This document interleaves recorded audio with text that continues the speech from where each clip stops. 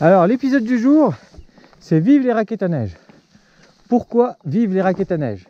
Eh bien tout simplement parce que les gens qui pratiquent la raquette à neige sont, on va dire, de formidables e-bike patrol qui, en fait, par leur balade, leur randonnée, vont damer des itinéraires pédestres ou spécialement balisés raquettes avec des jolis points de vue, des beaux petits balcons, rarement des pentes très raides, rarement des choses dangereuses.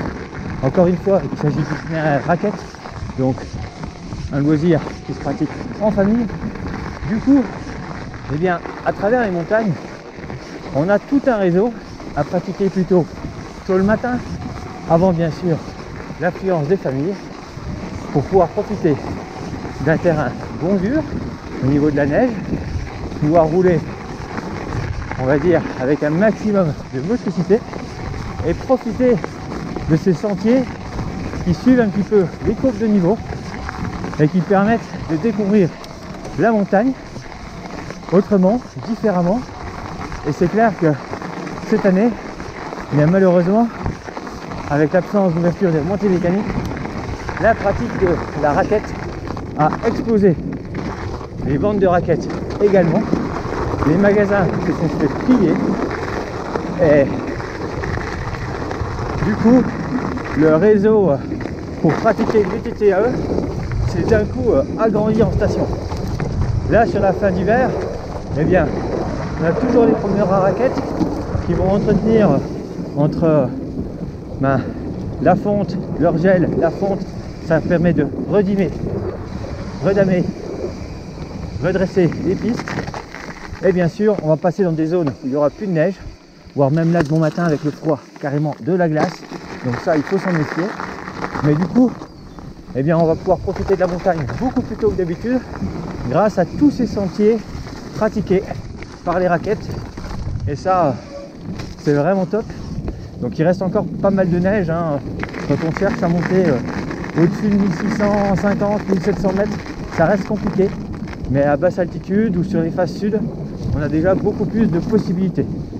Alors c'est clair que personne qui va venir avec des raquettes sur cet itinéraire va vraiment se faire plaisir dans le premier sous-bois, dans la neige. Mais par contre, une fois arrivé ici, il y a les raquettes, elles pourraient être accrochées au sac à dos.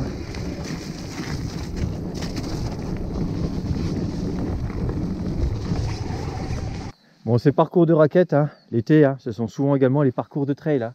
C'est la même chose. Mais c'est clair qu'il y a de quoi s'amuser du coup. Ah, c'est clair qu'on pense souvent à la montagne en destination hiver pour le ski.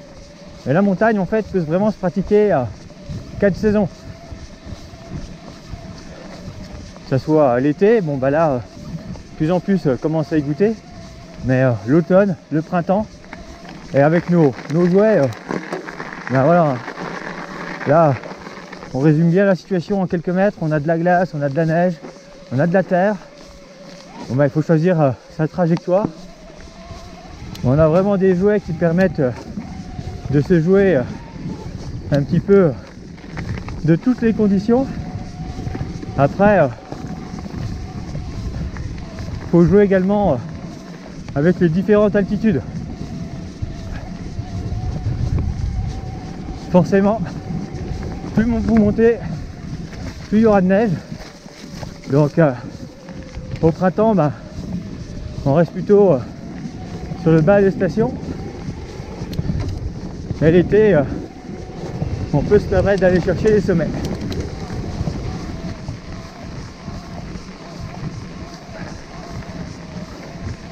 Panorama, joli balcon, plutôt zone de sécurité également, c'est large. Sur les itinéraires raquettes, logiquement, vous êtes plus sur du vert, sur du bleu, que sur du rouge ou du noir, logiquement.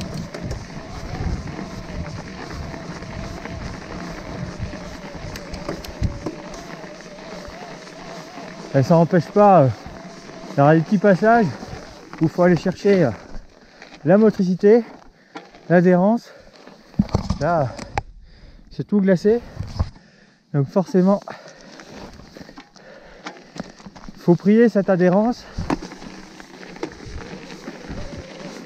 Et du coup, c'est un très bon travail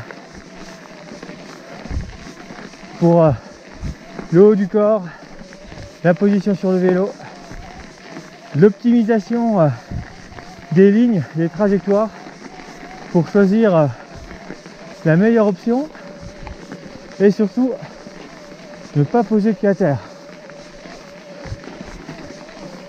Puis après, rien ne vous empêche de prendre des petites variantes hein, si c'est damé. Là j'ai vu à gauche, il y avait un petit sentier qui allait vers un module de parcours santé. Donc hop, on va aller faire du plus technique.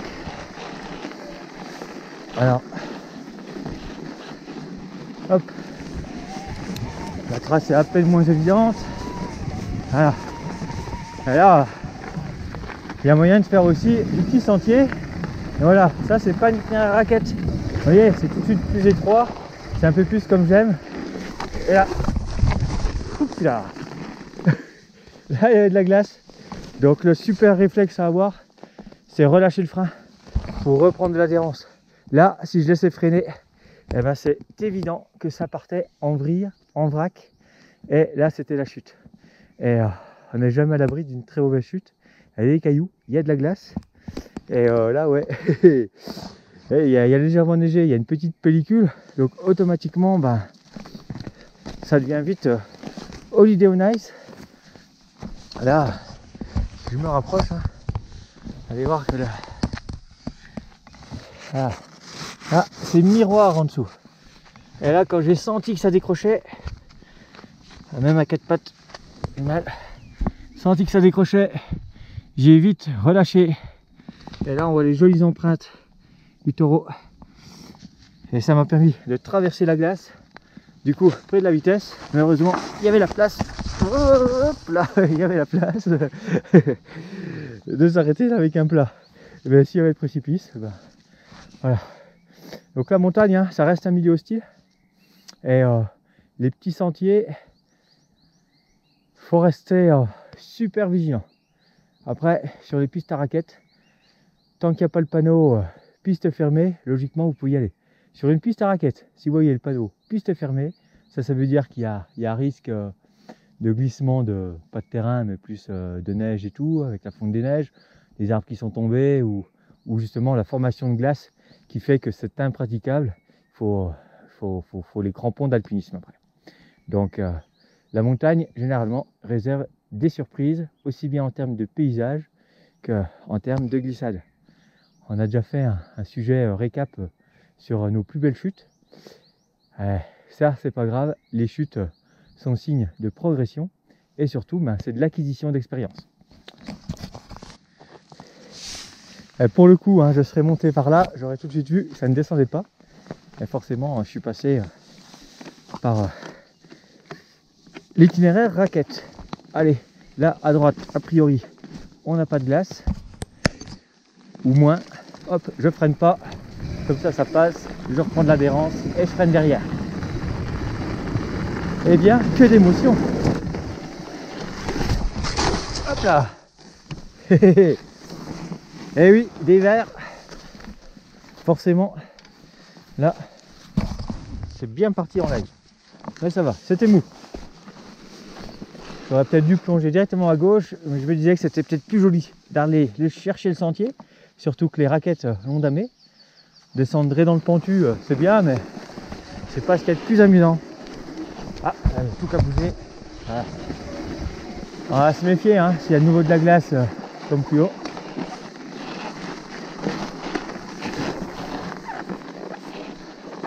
Ah, ça permet vraiment de travailler la concentration, le choix de la trajectoire. Ah, moi, c'est ce qui me plaît. C'est clair que le pentu, c'est tout de suite plus facile. Bon, là, on n'est pas à l'abri d'un ruisseau qui traverse et d'avoir une formation de glace sous la neige. Et avec cette petite pellicule qui est tombée, forcément, ça n'aide pas. Bon, il y a eu chute tout à l'heure. Là, hop, voilà. Je lâche les freins, je passe avec la vitesse Je vais aller chercher l'adhérence à droite, ça passe quand même. Bon, c'est pas parce qu'on est passé une fois que ça passe. Moi j'aime bien valider. Donc hop, voilà, c'est validé. Et oui, on a tous nos petits tocs. Et là c'est vraiment sur des œufs, tout en glisse. Allez, on se reprend le petit sentier d'en face. Comme ça va le damer. Ça permet de rouler dans ses traces, c'est sympa. Alors, on a vu tout à l'heure que dans la ligne droite, on pouvait même oser un petit jump. C'était dur derrière. Voilà. Parce que ça le risque aussi de la neige, hein, c'est que ça soit mou. Et là, vous plantez tout et je vous explique pas le concept.